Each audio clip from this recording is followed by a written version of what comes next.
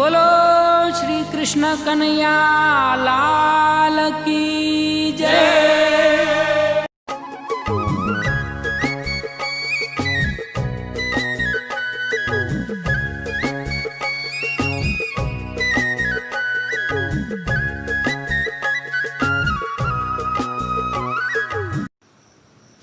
ओम नमो भगवते वासुदेवाय।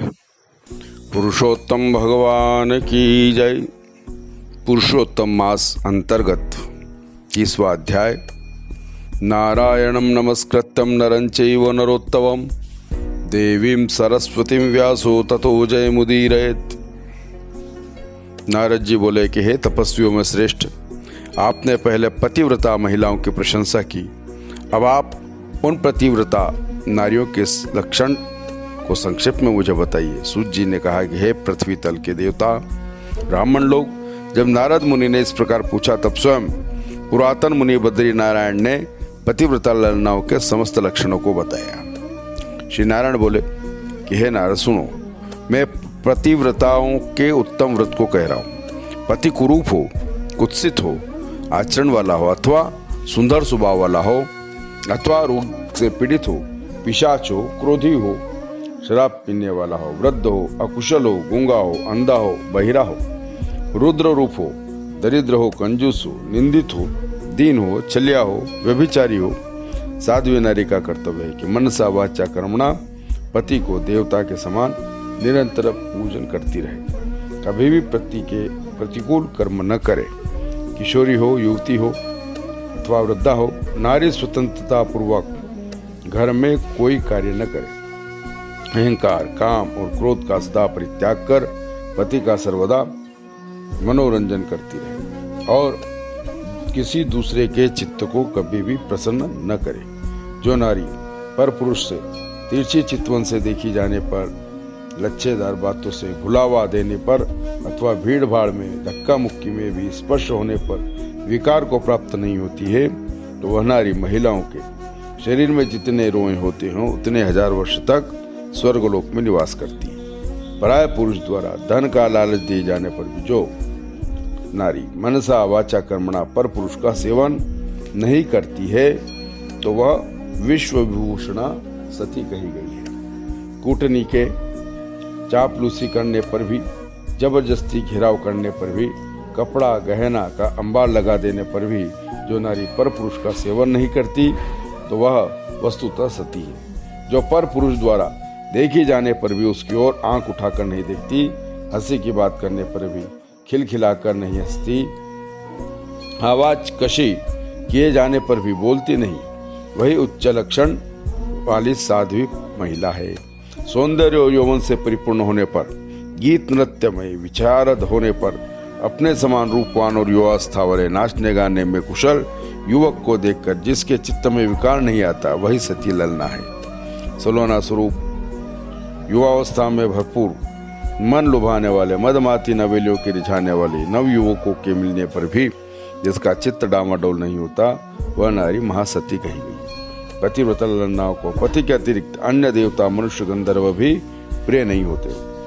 इसलिए पत्नी का कर्तव्य है कि अपने पति का कभी भी अप्रिय न करे। जो पति के भोजन कर चुकने पर भोजन करती है, दुखित होने पर दुखी होती है, प्रसन्न होने पर अत्यंत प्रमुदित होती है, परदेश जाने पर बिना धुले साधारण वस्त्र पहनती है, पति के सो जाने पर शयन करती है, पति के उठने के पूर्व उठ जाती है, पति के परलोक गमन करने पर अग्नि में प्रवेश कर जाती है, अपने चित्त में पर पुरुष की कामना नहीं करती। पतिव्रता नारी है, सास ससुर के प्रति भक्ति भाव रखे और पति के प्रति विशेष रूप से श्रद्धा भक्ति रखे, धार्मिक कृत्य के अनुष्ठान में अनुकूल रहे, आर्थिक योजना के निमित्त धन संचय करे, घर की झाड़ू बुहारी शिक्षा आदि गार्हस्थ योजना को पूर्ति के निमित्त प्रतिदिन लगी रहे, खेत से, जंगल से अथवा गांव से पति के घर पर आने पर पत्नी स्वयं उठकर आसन और जल देकर पति का अभिवादन करे, प्रतिदिन प्रसन्न मुख रहे, समय पर भोजन की व्यवस्था करे और भोजन करते समय कभी भी अप्रिय,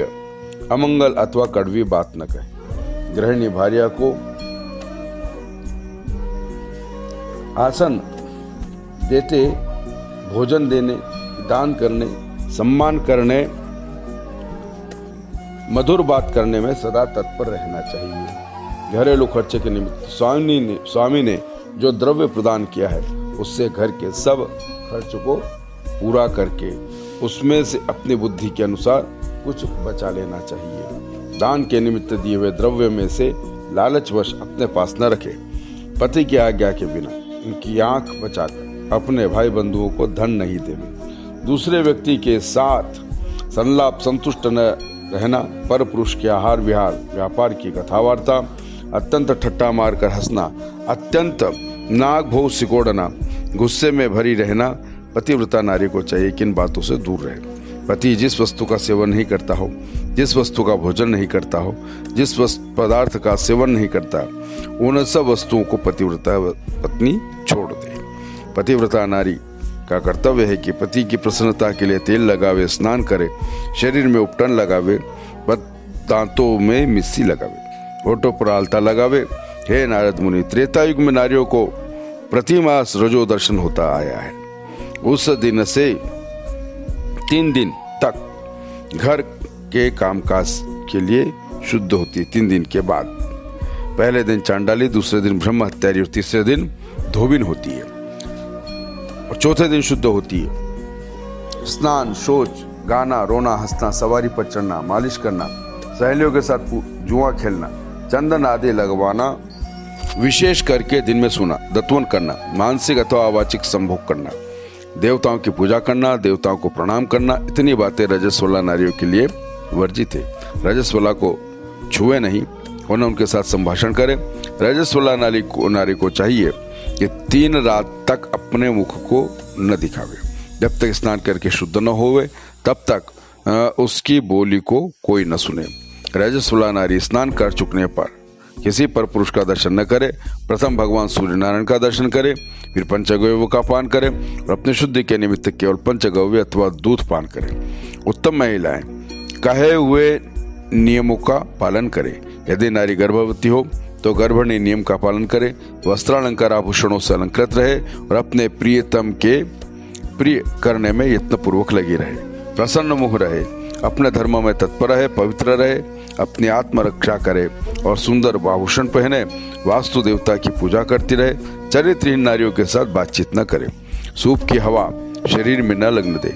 जिन नारियों को बच्चा होकर मर जाते हो उनसे संसर्ग में न रहे और पराये घर में गर्भिणी नारी भोजन न करे, किसी विभत्स दृश्य को न देखे, कोई भयंकर कथा वार्ता न सुने, गरिष्ठ और गर्मागर्म भोजन न करे, अजीर्ण रोग उत्पन्न होने वाले पदार्थ को न खाए। इस विधि विधान से 7 आचरण करते हुए गर्भवती पतिव्रता महिला को सुंदर पुत्र उत्पन्न होता है। इसके विपरीत आचरण करने से या तो गर्भ गिर जाता है या गर्भ स्तंभन हो जाता है। अपने गुणों से हीन अन्य सोत की निंदा न करे। राग, द्वेष, डाह आदि के कारण उत्पन्न होने पर सोतों को आपस में एक दूसरे के प्रति कटु वचन नहीं देना चाहिए। दूसरे के नाम का न गान करना चाहिए, न बखान करना चाहिए। पति से दूर न रहे, सदा पति के समीप वास करे। पति के कहे हुए स्थान पर, भूतल पर पति के सामने मुख करके वास करे। स्वेच्छाचारिता से सब दिशाओं की ओर निगाह न दौड़ावे और न स्वच्छंदता पूर्वक पर पुरुष की ओर निहारे। हाथ भाव के साथ पति के मुख कमल का दर्शन करे। जब पति कथा कहते रहे तो नारी का धर्म है कि आदर पूर्वक कथा को सुने। पतिदेव के प्रवचन के समय किसी अन्य नारी के साथ बातचीत न करे। विषय भोग की कामना वाली कामनी पति के बुलाने पर झटपट रति स्थान को जाए और पति के उत्साह पूर्वक गाने के समय पत्नी प्रसन्न चित्त होकर श्रवण करे। पति को गाते हुए देखकर पत्नी आनंद से भर जाए और पति के समीप व्यग्र चित्त होकर उतावली होकर नहीं बैठे। कलह के योग्य वार्ता होने पर भी पति के साथ पत्नी झगड़ा टंटा न करे और पति द्वारा फटकारी जाने पर, लानत मना किए जाने पर, अत्यंत ताड़ना न दिए जाने पर पतिव्रता महिला भीतर भीतर दुखित होने पर भी सब प्रकार के भय को दूर कर प्रियतम को गले लगावे। जोर से चिल्लाकर रोए नहीं और पति को झटकी न दे। नारी अपने कमरे से भागकर बाहर नहीं जाए।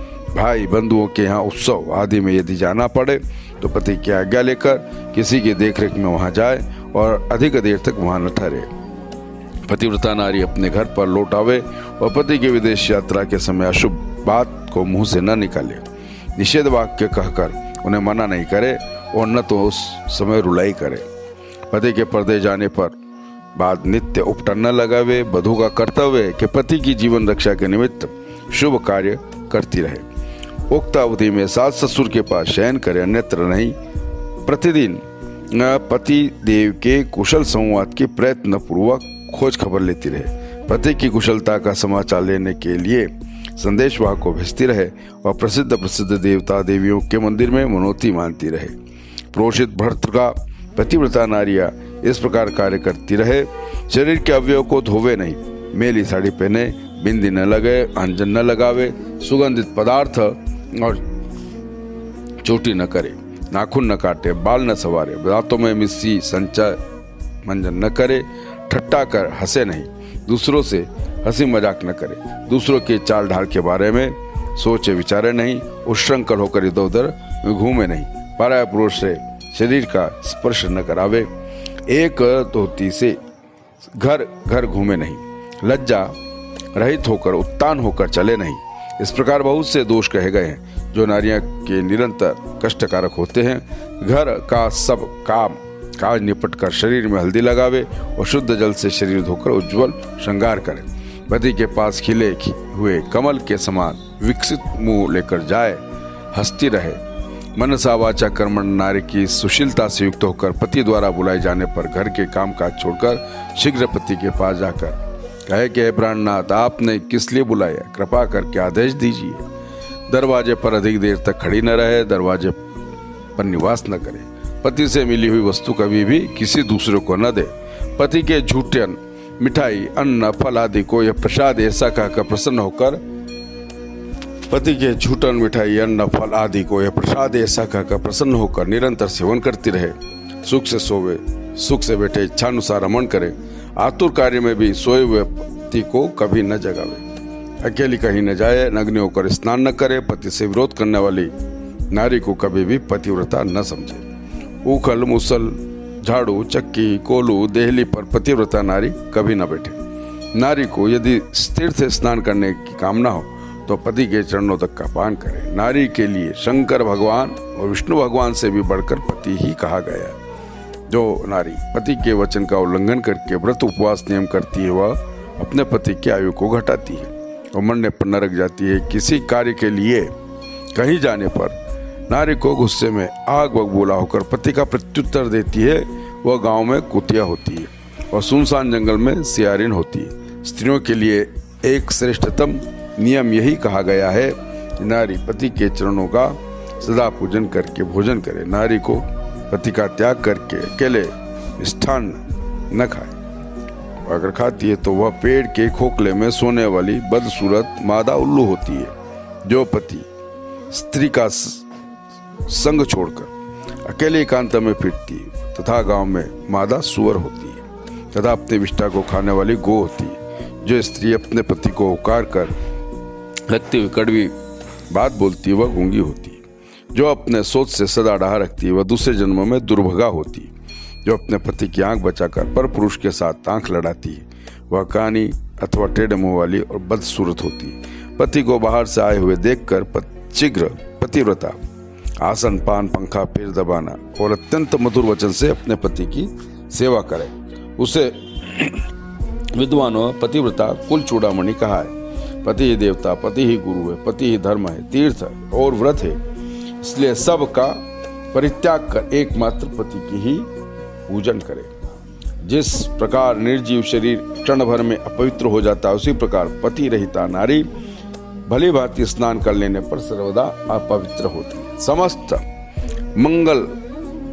अमंगलकारी पदार्थ में विधवा नारी अत्यंत अमंगल कारक होती है। विधवा नारी के दर्शन से कभी भी किसी कार्य में सफलता नहीं मिलती। माता ही एकमात्र आशीर्वाद देने वाली होती है। अतः बुद्धिमान को चाहिए कि माता के आशीर्वाद के अतिरिक्त अन्य के आशीर्वाद को सर्प के विष की भांति त्याग दे।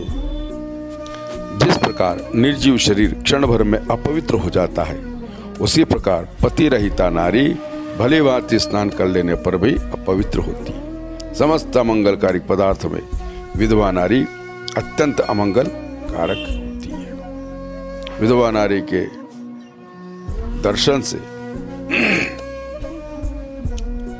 माता ही एकमात्र आशीर्वाद देने वाली होती है। तब बुद्धिमान को चाहिए कि माता के आशीर्वाद के अतिरिक्त अन्य के आशीर्वाद को सर्प के विष की भांति त्याग दे। पुरोहित लोग विवाह के समय कन्या से इस प्रकार प्रतिज्ञा कराते हैं कि पति की जीवित और मृत दशा में सहचारिणी रहना, इसलिए अपने शरीर की परछाई की तरह पति का अनुसरण करना चाहिए। इस प्रकार सती नारी को भक्ति के साथ सदा पति के अनुकूल रहना चाहिए। जिस प्रकार सांप पकड़ने वाला बिल में से जबरदस्ती सांप को निकाल लेता है, उसी प्रकार सती नारी यमदूतों के से छुड़ाकर अपने पति को स्वर्ग ले जाती है। यमराज के दूतगण सती महिला को देखकर दूर से पापाचारी पतित पति को छोड़कर भाग जाते। अपने शरीर में जितने रोह हैं उतने ही 10 करोड़ वर्ष तक पतिव्रता नारी अपने पति के साथ रमण करती हुई स्वर्गीय सुखों का भोग करती है। दुराचारिणी महिलाएं अपने शील का नाश कर दोनों कुल का पतन करा देती है, अपने पति के कुल, पिता के कुल को डुबो देती है। इस प्रकार श्लोक और परलोक में दुख उठाती है। देववश यदि पति के परलोक गमन के अनंतर उसका अनुसरण नहीं करती तो ऐसी स्थिति में शील की रक्षा करनी चाहिए, क्योंकि शील भ्रष्ट होने से अधपतन होता है। शील परिभ्रष्टा होने के कारण उसके पिता और पति स्वर्ग में ही भी रहते हैं तो उनका स्वर्ग से पतन हो जाता है। इसमें रंच मात्र संशय नहीं है। विधवा नारी का जूड़ा बांधना पति का बंधन स्वरूप हो जाता है। इसलिए विधवा नारी का कर्तव्य है कि सिर के बाल को सदा मुंडाती रहे और एक बार सदा भोजन करे, कभी भी दूसरी बार भोजन न करे। और पलंग पर सोने वाली विधवा नारी अपने पति को नीचे गिरा देती है। अतः पति के सुख की कामना से पृथ्वी पर शयन करे, शरीर में उपटन न लगावे, पान न खाए, सुगंधित पदार्थ का कभी सेवन न करे। प्रतिदिन कुश और तिल जल से पति का तर्पण करे और पति के पिता का उनके समान नाम गोत्र कहकर तर्पण करे। सफेद धोती सदा पहनती रहे, ऐसा न करने से वे रो नरक में जाती है। इस प्रकार कहे हुए नियमों के अनुसार आचरण करते विधवा नारी पतिव्रता होती है। श्री नारायण बोले कि समस्त लोकों में, सब देवताओं में पति के समान कोई दूसरा देवता नहीं है। जब पति देव प्रसन्न होते हैं तो नारी की सब कामना पूर्ण होती है, और जब पति देव रुष्ट हो जाते हैं तो सभी अभिलाषाएं मिट्टी में मिल जाती है। उसी पति देव से सनातन विविध प्रकार के भोग विलासो शय्या आसन, विचित्र विचित्र प्रकार के भोज्य पदार्थ, वस्त्र, माला, सुगंधित द्रव्य इस लोक और स्वर्गलोक में विविध प्रकार की बढ़ाई मिलती है। इस प्रकार बृहदारण्यक पुराण के अंतर्गत पुरुषोत्तम मास महात्मा में नारायण नारद संवाद में पतिव्रता धर्म निरूपण नाम 300 श्री कृष्णार्पणमस्तु। श्री पुरुषोत्तम भगवान की जय।